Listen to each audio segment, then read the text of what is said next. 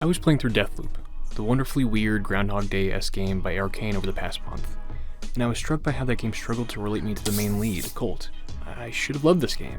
I've been a major fan of both studios within Arkane and would count their 2017 game Prey as one of my favorites. I love this immersive sim genre that Deathloop roughly fits into. I love when games can leave the player to express themselves through the system of the game, whether it be the glue cannon in Prey, where I can climb any wall I can strategically stick glue to, or be able to talk my way through a military stronghold in Deus Ex. I crave just the option to do something, even if I wouldn't do it, if that makes any sense.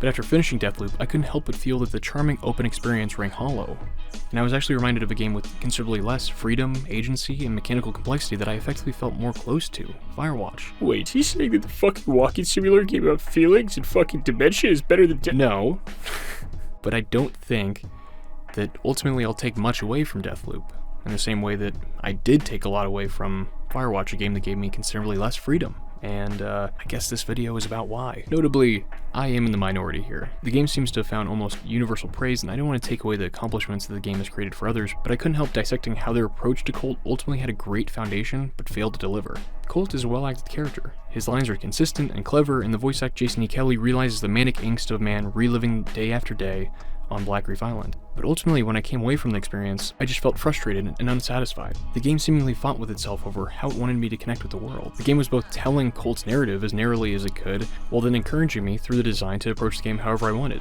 Colt be damned. I walked away from Deathloop feeling like I missed something, feeling like I played it wrong. In the first moments of the game, it becomes apparent that we as the players are not Colt. Even as a man without memory, he has a strong personality and outlook on his circumstances. Break the loop? You gotta be kidding me.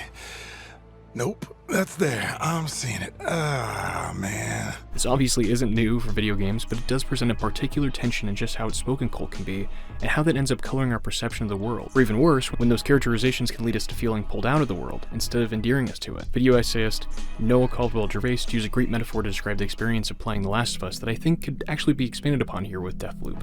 He described how when the player was playing as Joel or Ellie, they were in many ways like an actor on a television show or in a theater production.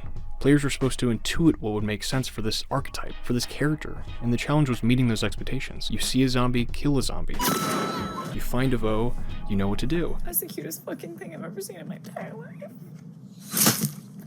The game effectively felt most rewarding when players effectively synced up with the structure of their role. Players were, in a sense then, actors being directed by the game world. In my mind, this same notion of performative play is useful when thinking about how players in general approach the characters they take on the role of. And in turn, their ability to fulfill this role allows them to better connect with said character in the narrative being told. With that being said, Deathloop has a character that is pretty narrowly defined, while set in a game world that expects the player to do whatever they want, fulfill their own curiosities, urges, and take in the information at their own pace. It's like an actor that has been confidently memorizing and getting into the head of a tightly written character, and then when the time comes for the play to go on, the director tells the actor, just wing it, try some things out, don't feel too stuck to the script. In a word, it might be freedom, but in that freedom, it's a bad performance. To further expand upon this idea of taking on the role of a character, I think it's pertinent to look back at the origins of this sort of experience. It doesn't originate in literature, music, theater, or films, as these all ask the viewer to do just that, view. And though these mediums can provide intense amount of empathy in that type of experience, with critics like Roger Ebert describing the movie theater as an empathy machine, is importantly a machine that will result in empathy or not elicit empathy based on its merits, and not necessarily on those that are consuming the media. This would change with the rise of tabletop pen and paper role-playing games that started in the late 60s and early 70s. These experiences had players take an active role in the experience, though ultimately was always corralled by the game master or dungeon master that effectively gave the constraints to the world and how it operates. Anyone who has played any of these experiences will be struck by the dialogue that players and dungeon masters partake in, where all parties play a part in crafting the world they are all participating in. This can of course vary incredibly from play session to play session and who you choose to play with, but ultimately the through-line concept of players playing a part in their character stories, but not being the total author of them, is what I believe leads us to have such a connection to even the most basic goblin and dragon stories given by our friends. This interplay, this dialogue, is what I believe allows us to feel connected to our characters of role-playing games, and for our purposes video games, and not just be an offshoot of passive media. Taking a regular game of D&D, for instance, players are asked to create a character, but importantly this character, whoever they may be, is limited to the structure of the world provided by the game master. This is important. The player is allowed freedom, but it is limited. They have a box to work with. To quickly tackle why that's engaging for just a moment, I want you to come up with a character. Just think in your mind, what would be an interesting character? What makes a character interesting? And then just think about it for a moment. You have free range. Well, you might ask, what are the parameters of this world? What kind of character? What kind of world? And the reason why we ask these kind of questions and why they're so necessary before we can even start to think about what would make a character is because we need context. We need a reason for these characters to exist, which is intrinsically related to what environment they are born from, what world these characters participate in, or what make them who they are. Returning to the example game of D&D, any good game master will have taken note of the stories we give our characters to challenge these rough sketches of individuals and force players to engage with them as true beings that exist in this fictional world. These basic rogues and knights will transform and become marked by the choices we make along the campaign. With each preceding session, even the most basic character will soon have a canon of what this character is like, because now they will have a tangible memory that will not only be upheld by the player playing them, but the other players there.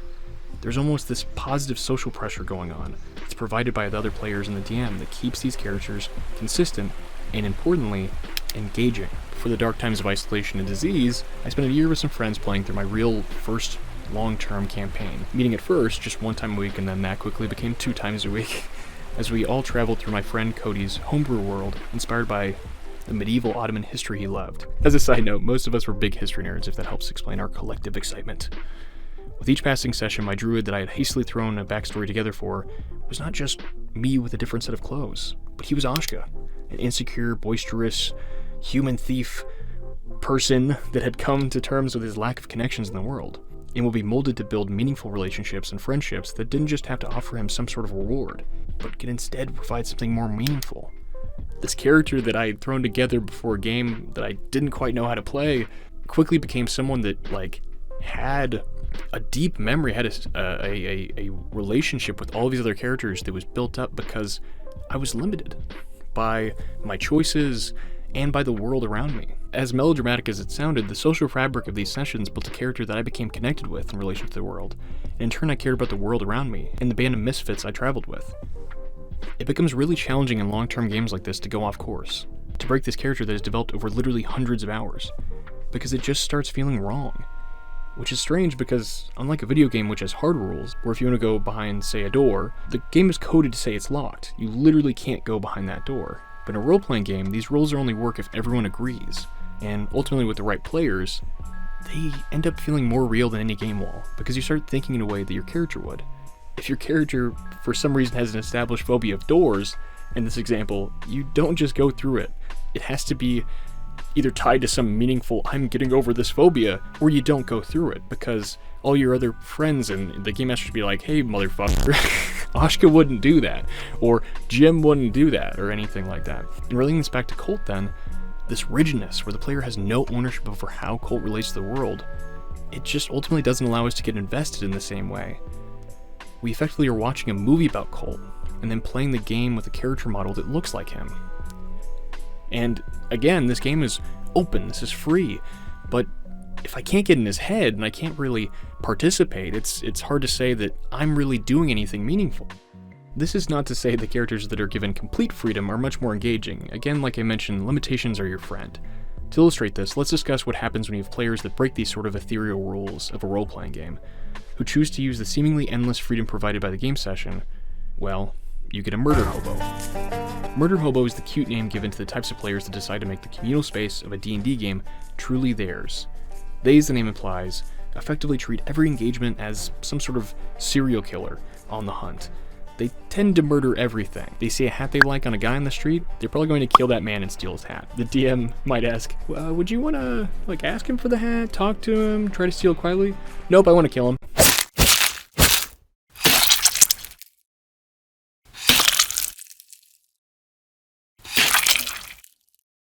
It's really hard to feel engaged when any relationship you are trying to build with the characters in the world are quickly f***ed because Jim decided to murder every character we meet. Sorry for calling you out, Jim. I'm just really sorry. I don't even think I know a Jim, but if there's a Jim out there that feels victimized by this, I just want to say, I didn't like The Office. Or I did like The Office.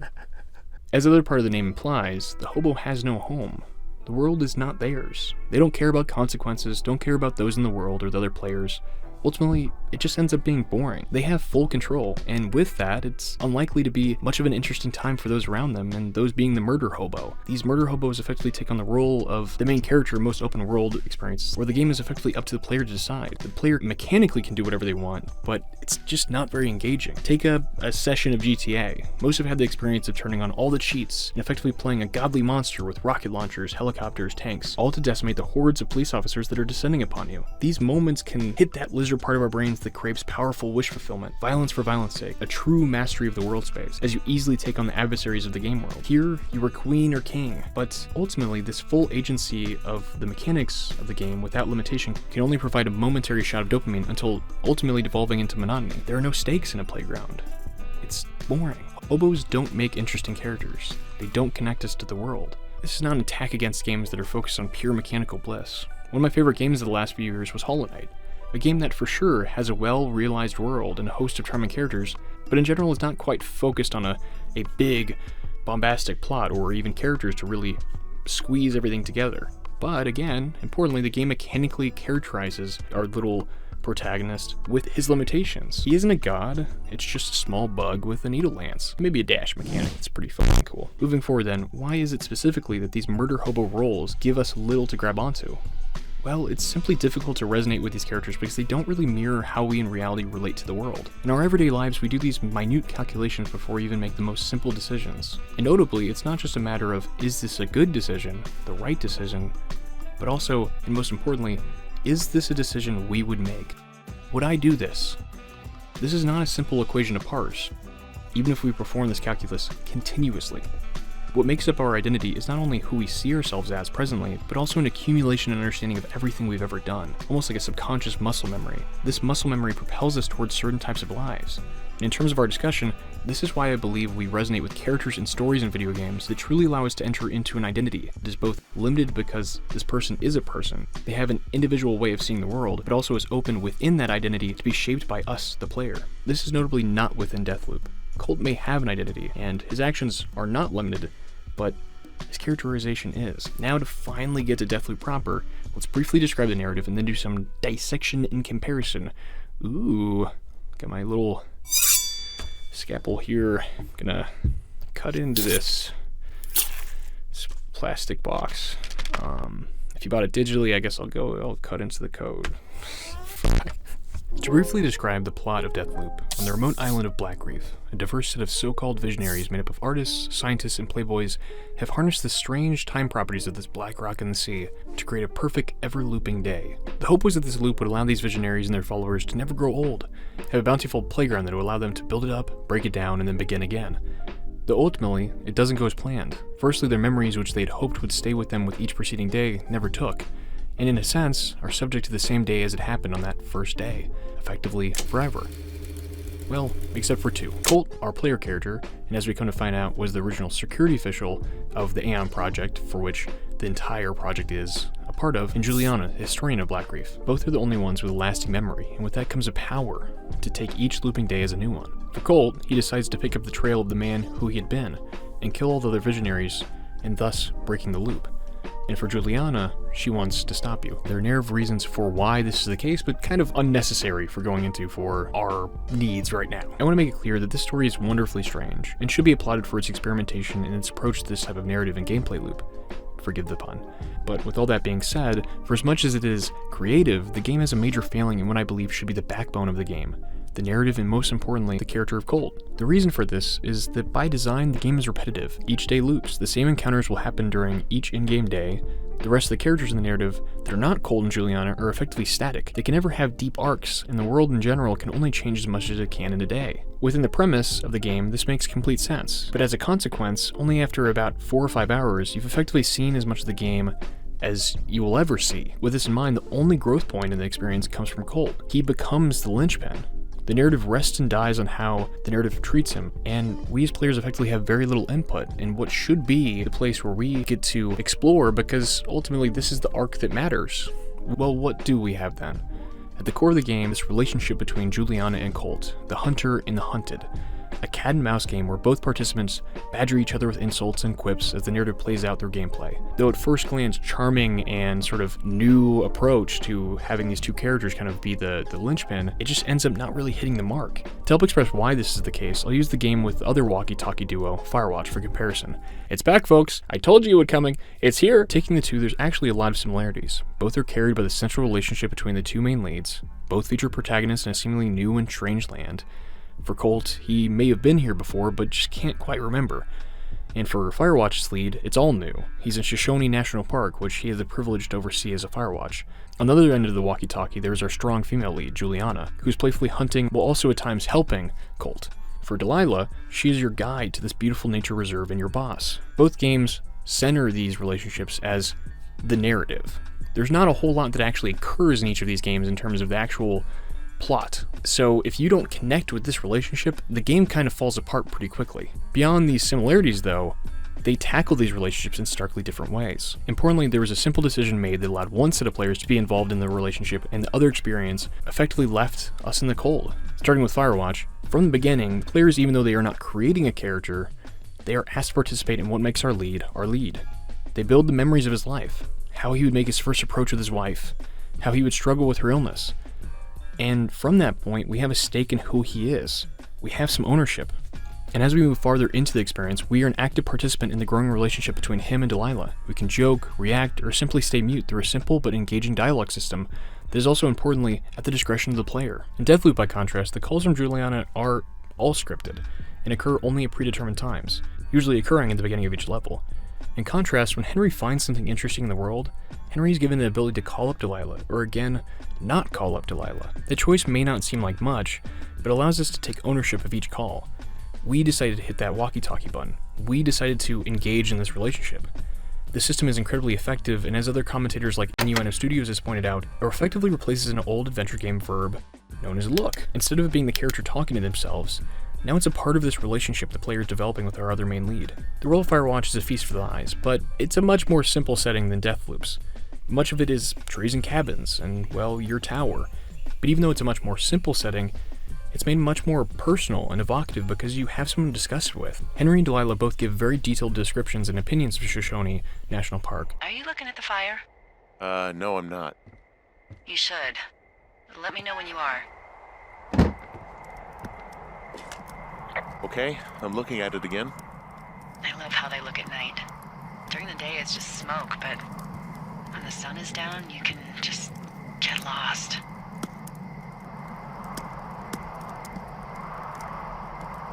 Yeah. I'm glad you're here. Taking what would just be another wooded area found in countless other games and quickly turning it into a meaningful part of their relationship. It becomes a springboard for in-depth characterization from both main leads that the player participates in. This effective replacement of the look verb made me go down each area, look through every nook and cranny, waiting for that prompt to call Delilah. It wasn't really even about what I was looking at as much as I want to have more of an opportunity to engage in this relationship. I want Henry to hear what Delilah has to say about this thing that he finds, because that gives him more time to build this friendship, romantic relationship, whatever it is, with Delilah. In Deathloop, the world is honestly breathtaking.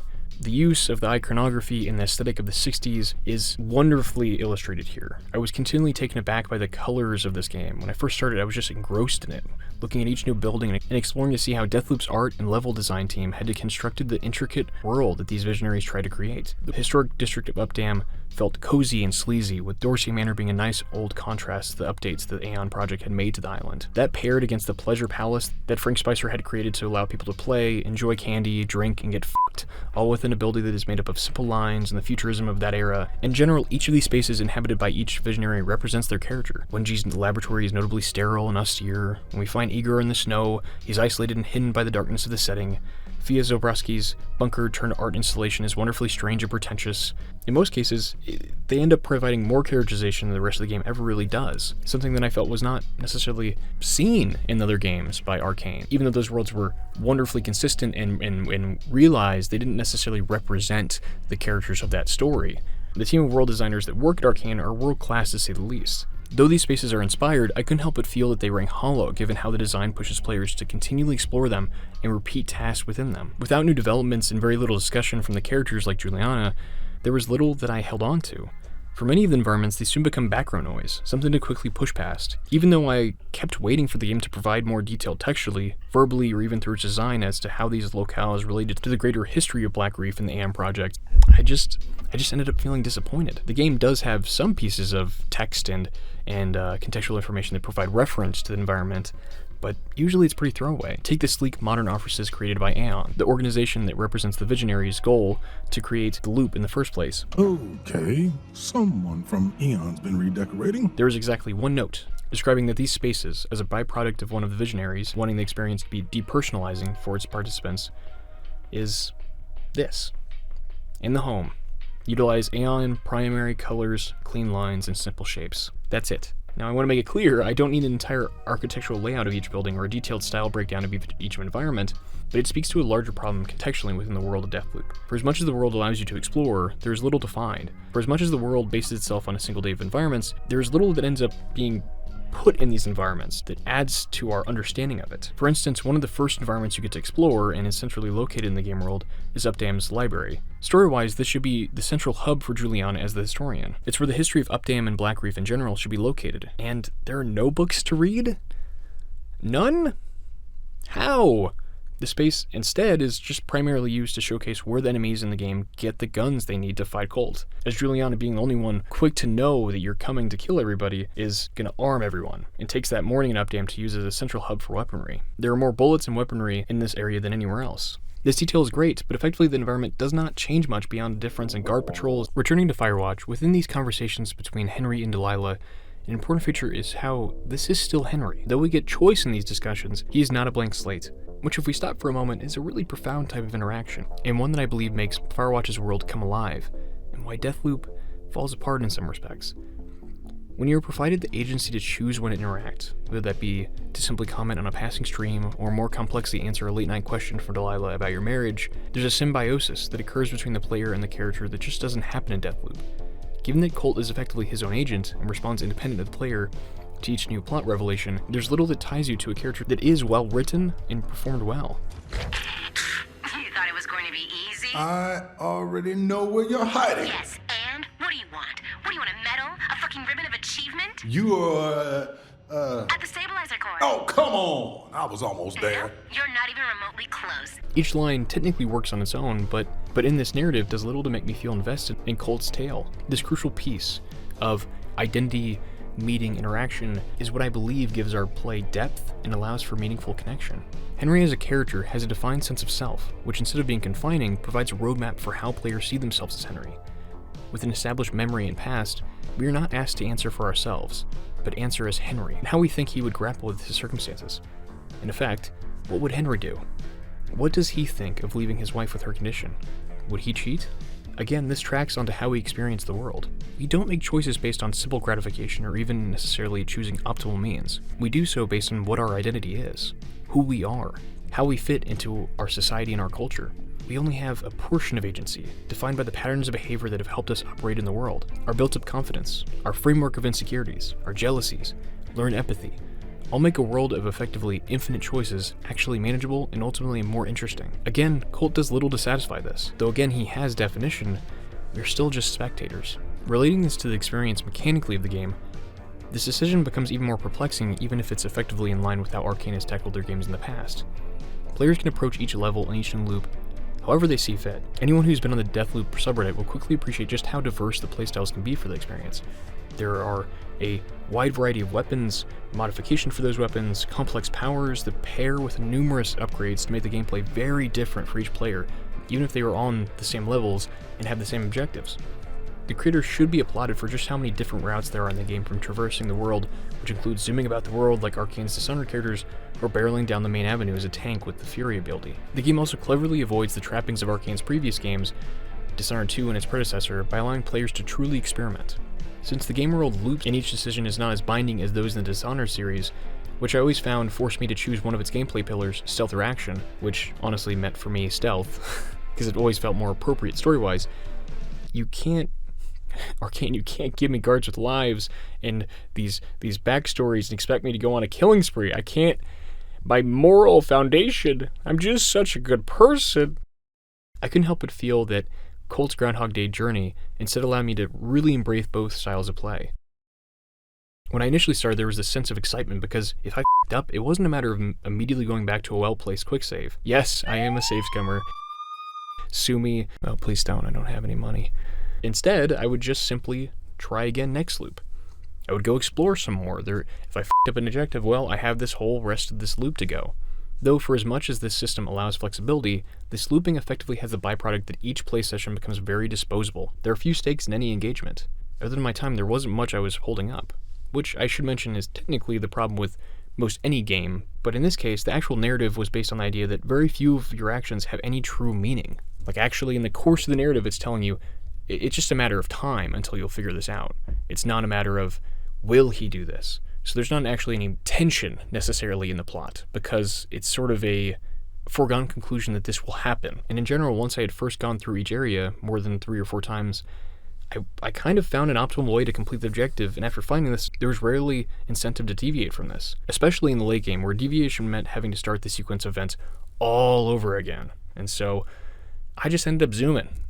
Zoom, zoom, zoom, zoom, zoom, zoom, zoom. And thinking more about the freedom that the mechanical part of the game is based on, the actual story is given no such freedom. Even in terms of how you get to the end, there is one way. This puzzle to kill all 8 Visionaries in one loop, and have to be completed in a rigid order. The task of killing all these Visionaries in this specific set way also de-incentivizes experimentation, as failure forces the player straight back to the beginning. So you can technically approach each level how you want, but it's still going to be the same as everyone else's in the end. This is not to say that Firewatch is all that different from Deathloop in that respect, but I didn't feel cheated by Firewatch, because to steal an idea from the wonderful Sancho Drakes, Firewatch was mine. Even if the decisions of how I approached my dialogue with Delilah didn't irrevocably change the world or narrative of Firewatch, those decisions were meaningful from an emotional perspective. The story felt personal, which in many ways is more important than having the utility of complete agency, as described earlier as the murder hobo example. For Deathloop, you technically can make choices. What guns to use, what route to take, what powers to play with, and even choose an ending. But when it's all said and done, this game never felt like mine, which is strange for me. I love immersive sims. I love open-ended experiences like Deathloop. The ability to really treat the environment as your plaything has always made games feel like mine. But in general, I think the distinction that I ended up finding was that when these systems were in the world but had no meaningful change, because it's a loop system, none of these things that I'm actually doing have any real meaning other than completing these objectives. It never really matters that you can climb this wall in this way, or take control of this turret, or sneak past these guards with the shadow. Ultimately, once you finish your objective in that level, that's all you really needed to do. You're just kind of dawdling if you're experimenting. It's fun to do that, but ultimately it doesn't really leave you with a whole lot to hold on to, I guess. Taking Arkane Austin's immersive sim Prey from 2017 as an example, the game's main iconic weapon, the glue cannon, reflects how that game deals with its world. You continually leave a lasting mark on the game. As small as a shot of this weapon literally leaves a lasting mark on the world. Of course, beyond just being a visual mark, the glue cannon also allows players to effectively climb most any surface if they're creative enough, effectively using the limitation of the character's jump ability and reward players who pay special attention to their surroundings. In comparison, the premise of Deathloop effectively loses this permanence that makes your actions so interesting in other immersive sim games. So you may have the same amount of choice, if not more, but it has very little meaning in Deathloop because there will be no meaningful long-term manifestations of that choice. More broadly, I believe that the game is effectively fighting against itself.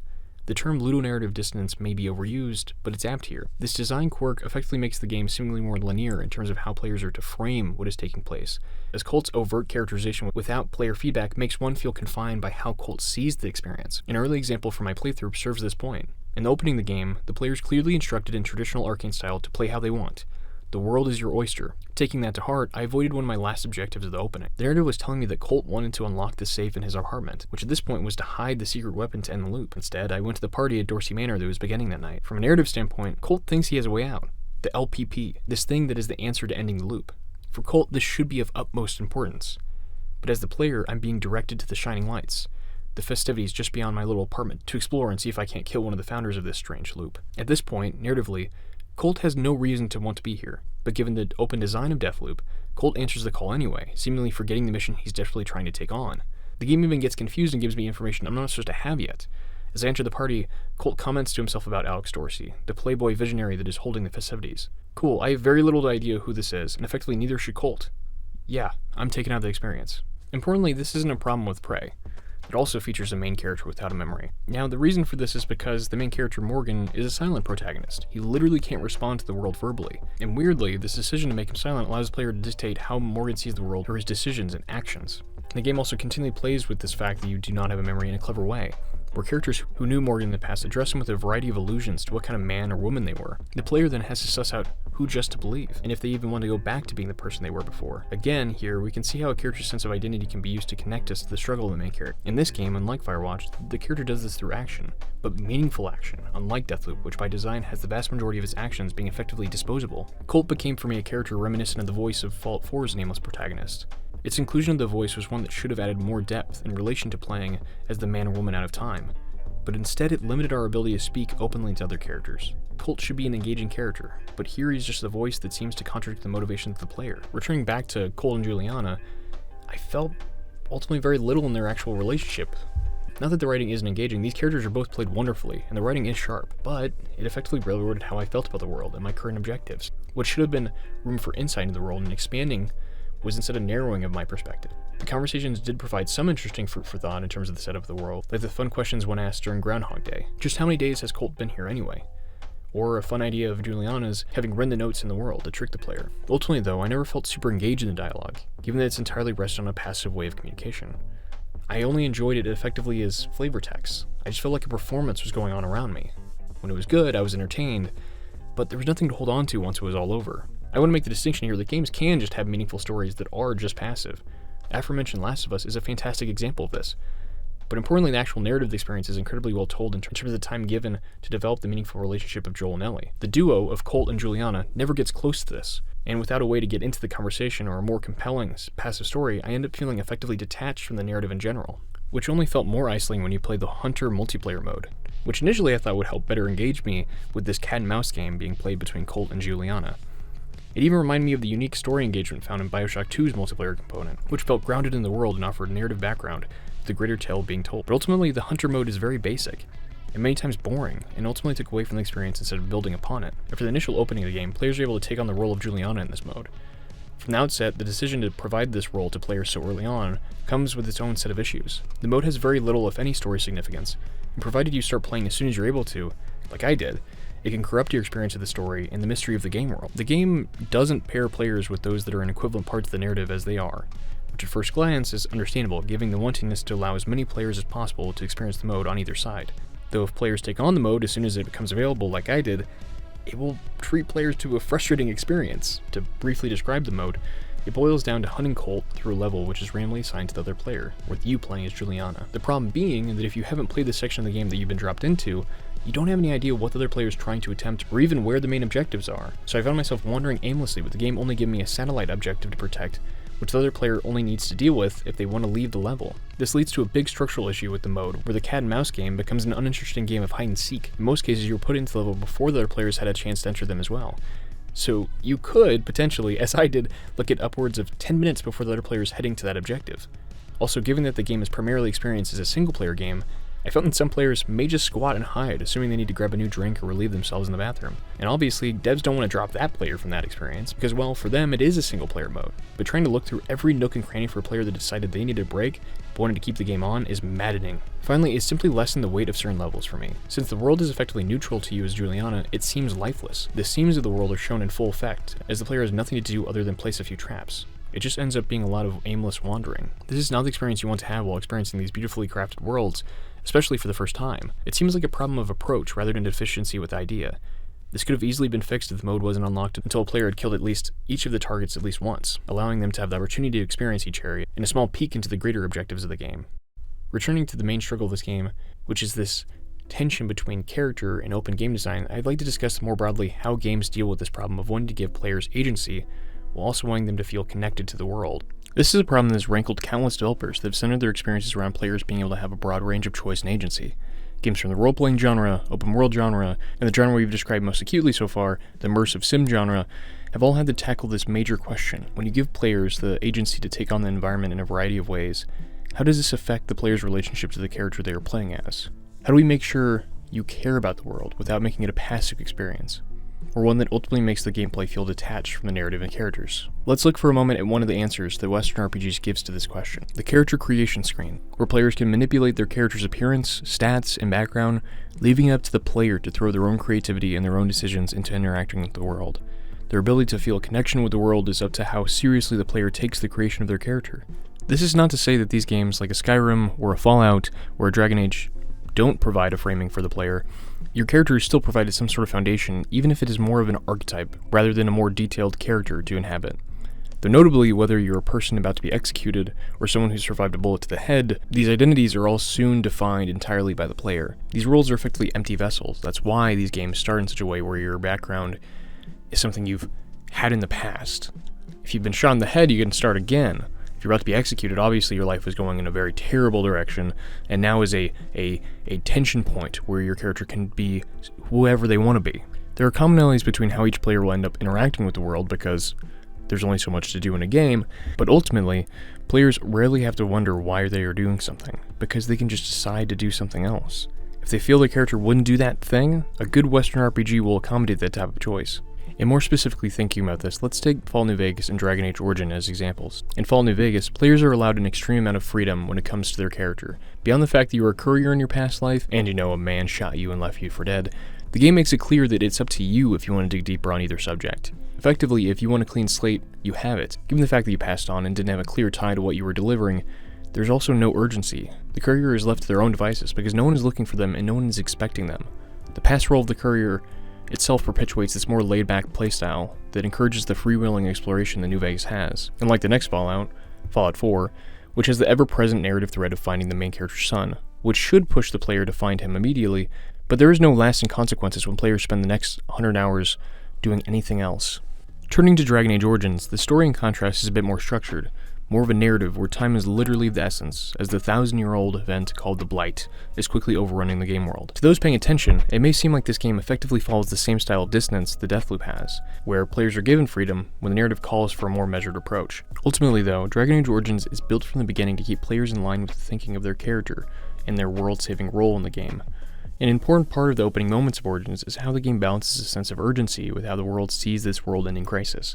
At first, players are asked to pick a background, of which there are 6, or 7 with the DLC. Each comes with its own introduction, which has its own narrative framing, that again, like in Firewatch, is a discussion, not a monologue. The player notably gets to choose this opening, and also gets to decide how this person from this background will respond to the realities of that background. One of my favorite Origins is when players start as mages. Being a mage, it lands you in the ominous Circle Tower, a place made for those with magical abilities in Ferelden, to both help them conquer their magic as well as to keep them contained within the tower walls. It's the day of your harrowing, a ritual used to advance one's magic abilities from a simple learner to a full mage. It is also a careful test of your ability to withstand the pull of the demons who continually reach out to magic users beyond the spirit realm, called the Veil.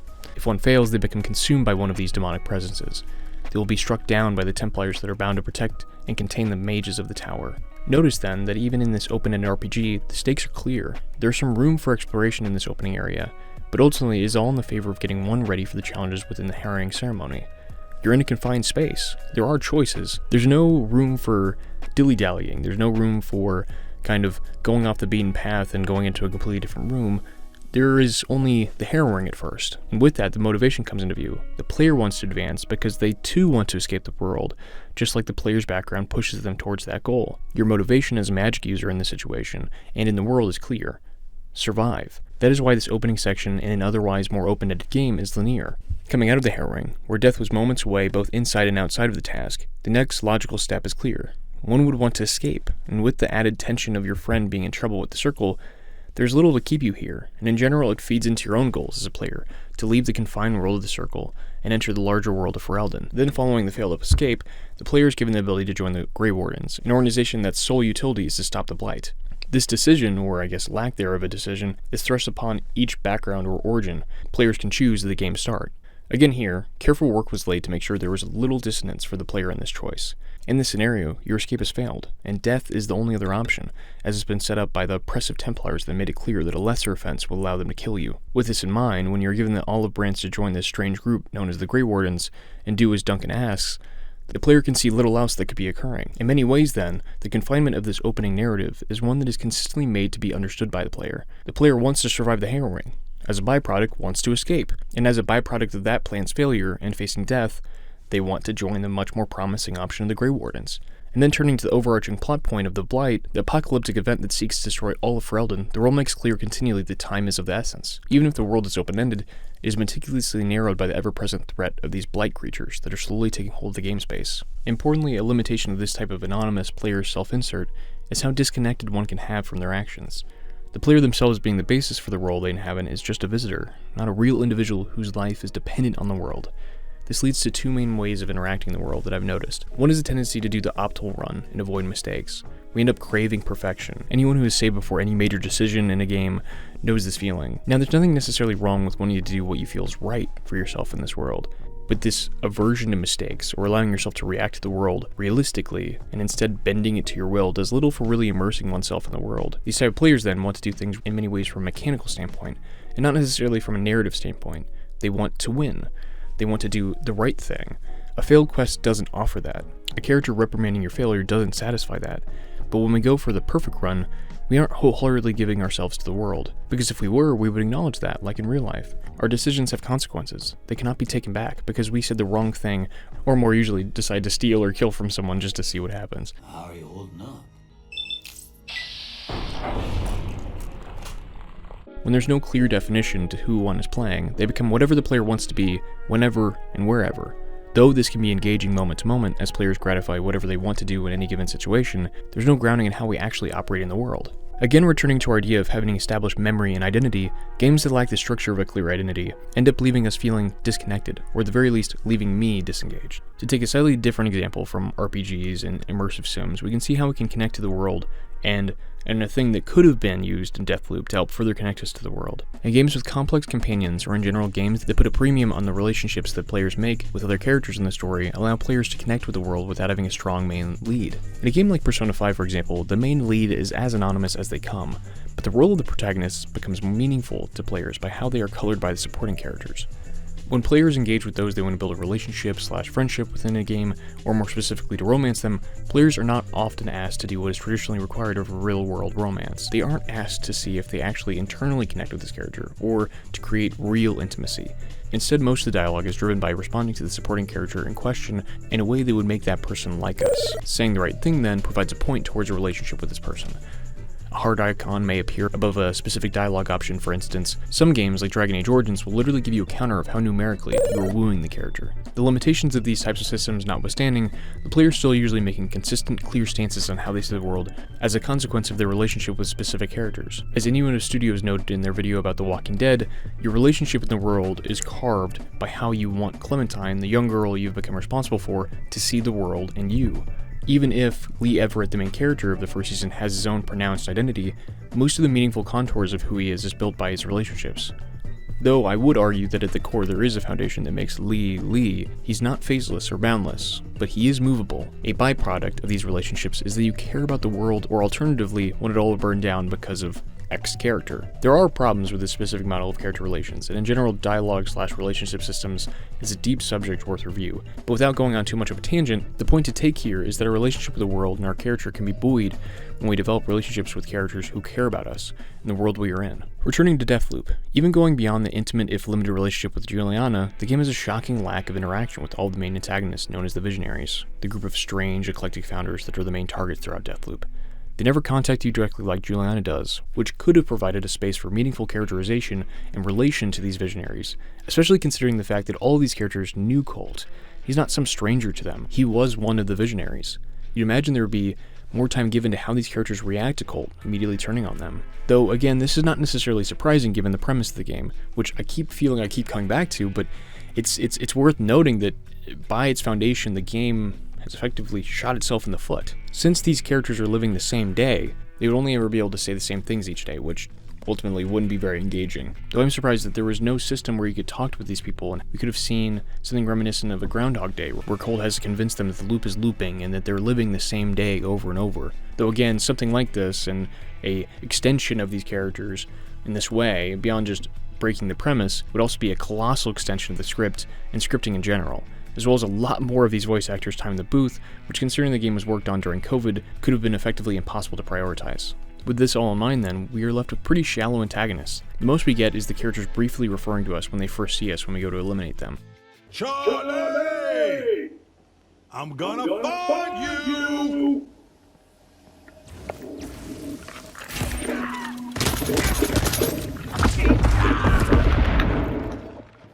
One great little bit of textual information in the game that actually ends up presenting the most amount of characterization for these characters is the terminals that are set up around the island, each being effectively a little server for all of the Visionaries to chat with each other. The dialogue fits the format, and one immediately gets the sense of each character based on how they respond to each other and how they type in general. This attention to detail in the writing should be applauded, though I can't help but wish that this could have been more pronounced in the rest of the game. In terms of the story information that one does find, it's crazy just how much of it is relegated to superlative information that did little to help me understand these characters in ways that made it engaging to fight against them, or weigh the morality of their deaths throughout the course of the narrative. A recurring story pickup, whether in written form or recording, is the characters taking a questionnaire about themselves. These should hit. There was thought put into these, like the fact that they were performed by Juliana, your main rival and the historian of Black Reef. The fact that these are given in the first place showcases how vain these characters are, and how they view the whole endeavor of Black Reef. Each character has their own way of reacting to the questionnaire, some with disdain, and some with glee, like Alex Dorsey. Problem is that these end up being the bulk of the information we get on any of these characters, which, though nice, I just never quite felt like I knew these characters in a meaningful way. I have an idea of them, but they're just not all that interesting because it's all surface level information. I should say there are shining moments of characterization, especially found throughout the world. One of the shining moments of this is when you are going after Wenji, which is the premier scientist of the AIM project. Wenji effectively, there's this really interesting idea where she had found out that basically the loop is happening because there are these little echoes of past loops. But since she's realizing that this is a loop, then she must have not been able to figure out how to stop the loop within the day. And so she's realizing that she must have already gone to this point several times in the past, and we get a sense of the sort of the futility of these characters trying to solve anything.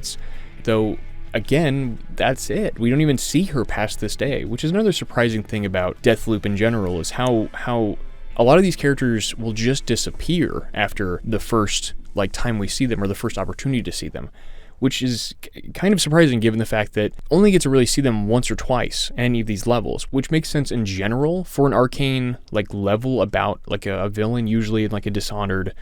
If you have a target, they are only ever going to be in this area.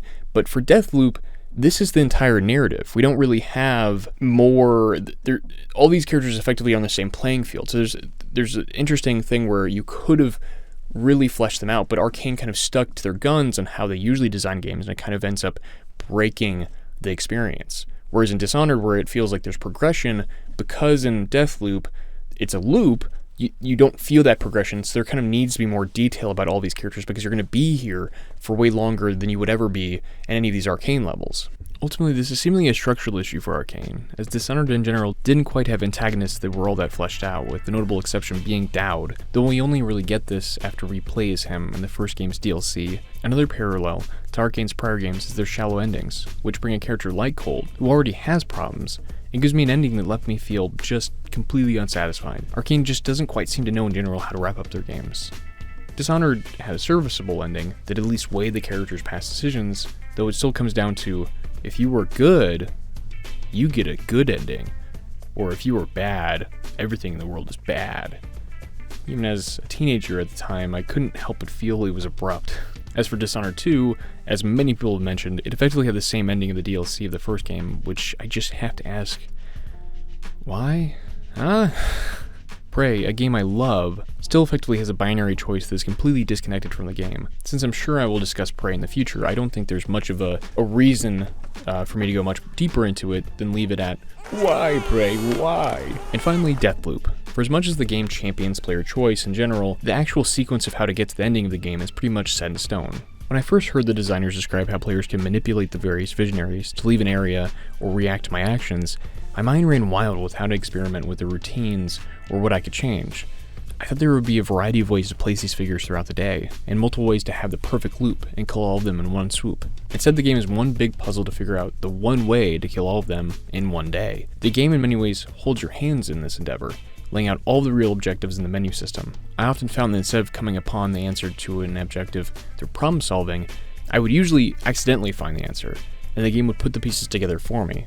So in many ways, the game became more about simply finding interactive story logs, and players, without listening or reading them, would be told what they mean. Colt would have an aha moment that I either had already figured out a few steps before, or that was completely unrelated to what I was working on at the time, and effectively ruined the momentum of that particular objective. Again, we can see how having Colt and the narrative being so narrowly defined can continually pull you out of the game. I still want to give credit here, because this is a mainstream game. This is not some experimental indie game, and the premise itself is already really out there for most straight action shooter affairs. Even the artsy ones we love to point out, like Bioshock, are pretty straightforward games. I easily understand why the game, from the point of view of throwing this out into a general gaming public, that there was work put into making the experience as understandable to those players who are used to more of a pop and shoot experience. And in general, I don't think that the game was a failure for going this route. This is still a clever, ambitious premise, and I'm not going to sit here and attack Arkane for trying a new IP, a new world, and effectively an untried gameplay loop at this size. And in general, the fact that the game has provided the space for so much discussion and thought for me says that even if they didn't do something right, for me personally, they did do something incredibly interesting. Though ultimately, there being only one way to complete the ending does pull out a lot of the game's momentum and the game's satisfaction, when the rest of the game truly is incredibly open to the player. Now, when you finally get to the ending sequence, you put the last bullets in the Visionaries at Dorsey Manor, and you're rocketing to meet Juliana for the first real time in this game. Again, I have to ask, how is this the decided ending of the game? There are three choices, each unsatisfying. Kill Juliana and then yourself and effectively break the loop, kill yourself and the loop simply continues, or don't take your shot and join Juliana to be in the perfect day forever. I kept waiting for the game to reveal something else. They kept building up this last encounter, and I was wondering if there's something else I was missing all of the time. I was wondering if there's something that would really truly reform this game, something I was missing. Not every game needs a would you kindly type of revelation, but this game effectively does exactly what you would expect, because the game spends so much time telling you what the ending will be. Like, when I imagined what would happen, this was it, and that's really disappointing. Also, I'm just so frustrated with the concept of giving players choice at the end of a game experience, when in no other time has there been choice through dialogue or narrative action that we've been able to take. It just comes across as lazy, like, we'll throw you a bone for the ending, now you can truly take the reins of your character because we don't have to design anything that deals with that decision. It just makes the whole ending feel empty. All this talk may make it seem like I think this game isn't worth anyone's time. This is truly not the case. The game is more ultimately just a letdown for me. Distilling individual pieces of this experience, the game is incredibly well designed, considered, and just plain creative. I mean, Arkane should be applauded for truly trying something new in a AAA space that is all retreads. Just thinking about the lineup it's going up against, at least: Ratchet & Clank, Halo Infinite, Alan Wake, Demon's Souls, Sackboy, Spider-Man. These developers are the exception, and that should be truly considered. For as beautiful as Demon's Souls 2021 was, it's the same old game. I found myself simply selling it soon after purchasing it. It just felt shallow, even though it's exactly the same classic. With this in mind, I can't for a second call this game retreading ground, when the only other piece that looks even somewhat like this is an earlier experimental DLC by Arkane for Prey. I do think, though, that it gave me a lot of perspective on what I thought I valued about games. I am a giant fan of the so-called immersive sim genre, and as I stated before, Prey is one of my favorite experiences of the last decade. But I guess with all of this, I think I realized that immersive sims can effectively be undercut when it's set in a game that does not offer the same olive branch of agency to the character the player inhabits, and that in general, systems are not what make a game. Just because I can do a little bit of everything, just because I have the choice to move throughout my environment and really explore, doesn't make that exploration interesting if I can't seem to engage with the world. For me anyway, I'm realizing I value games that are not just about agency at its purest, but when that agency is built to mean something, even if that means less freedom. Thanks for watching. And I just wanted to give a great shout out to Daniel Witz, my Patreon supporter, and I just wanted to give a nice little plug for that. If you enjoyed this video, please consider subscribing to my Patreon so you can help me make more content like this and to put your name in the credits. This was a harder video for me to kind of engage with because I think that at first I just didn't quite know why I was having such a hard time with Deathloop. And it was really, at first I was a lot more frustrated with the game. And in general, I feel like I've tempered my view, and I hope this essay kind of helps it make sense why I kind of came to terms with the game in the way that I did. And yeah, so see you in the next one.